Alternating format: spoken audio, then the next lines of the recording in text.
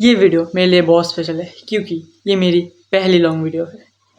Please अगर आपके पास time हो तो पूरी देखना, और कुछ भी इम्प्रूव करना हो, कुछ भी एडिट करना हो, कुछ भी बताना हो तो आप कमेंट में बता सकते हैं, छोटा भाई समझ के या फिर जो भी समझ के।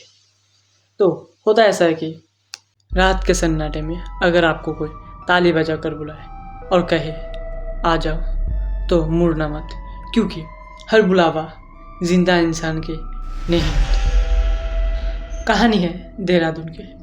शहर से लगभग 5 किलोमीटर दूर एक कब्रिस्तान है। वहाँ के कब्र टूट चुके हैं, पेड़ सूख गए हैं और हवा में बहती है एक गंदी सी बदबू, जैसे मिट्टी में कुछ सड़ रहा हो। रात में वहाँ जाने की कोई हिम्मत नहीं करता, क्योंकि रात में ठीक इस टाइम पे वहाँ से आती है एक आवाज़। किसकी आवाज़? ताली बजाने की। कोई शरीर नहीं दिखता, कोई साया नहीं दिखता, सिर्फ आवाज़। सालों पहले इसी कब्रिस्तान के पास रहती थी एक किन्नर। उसका नाम था शबनम। शबनम चिल्लाती नहीं थी, वो डराती नहीं थी। सुबह बच्चों को हंसाती, उनको आशीर्वाद देती, और कभी कभी शादी में वो नाचती थी। और रात में उसी कब्रिस्तान के पास एक टूटे हुए झोपड़े में सो जाती थी। लेकिन गांव वाले कहते थे शबनम की परछाई भारी है, वो अशुभ है, उसको यहाँ नहीं रहना चाहिए। शबनम सब सुनती थी लेकिन कुछ कह नहीं पाती थी। एक दिन गांव की एक औरत बीमार पड़ी। डॉक्टर बुलाया गया लेकिन वो मर चुकी थी। सब फुसफुसाने लगे, शबनम की नजर लगी होगी। शबनम ने सब सुना लेकिन इग्नोर कर दिया। उसी रात शबनम के झोपड़े में कोई पत्थर मारने लगा। शबनम ने सिर्फ इतना कहा, मैं भी इंसान हूँ, मैंने ऐसा नहीं किया, और डर के मारे झोपड़े से निकलकर भाग गई दूर। कुछ दिन बाद एक बच्चा कब्रिस्तान के पास मरा हुआ मिला। सब रोने लग गए, चिल्लाने लग गए, और भीड़ पागल हो गई। डंडे, रस्सी और चहक, गालियाँ, सब शबनम को दोषी ठहराने लगे।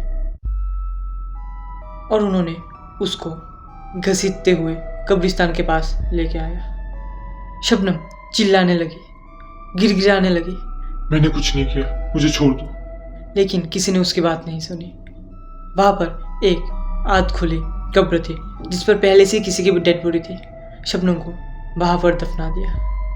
शबनम चिल्लाती रही, वो लोग मिट्टी डालते रहे, और अंततः शबनम ने सिर्फ ताली बजाई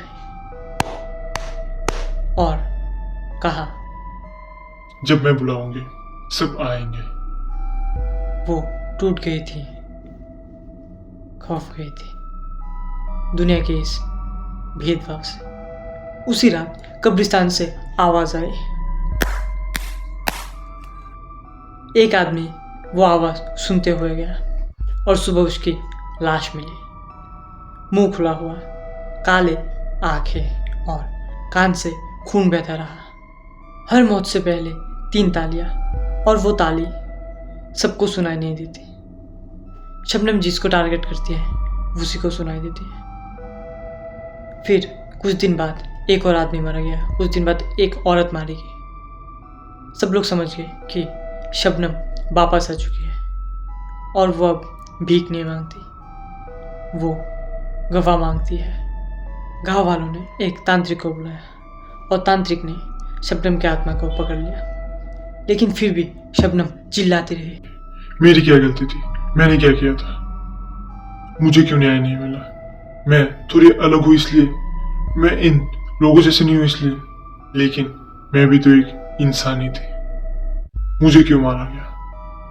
और अंत में सिर्फ ताली।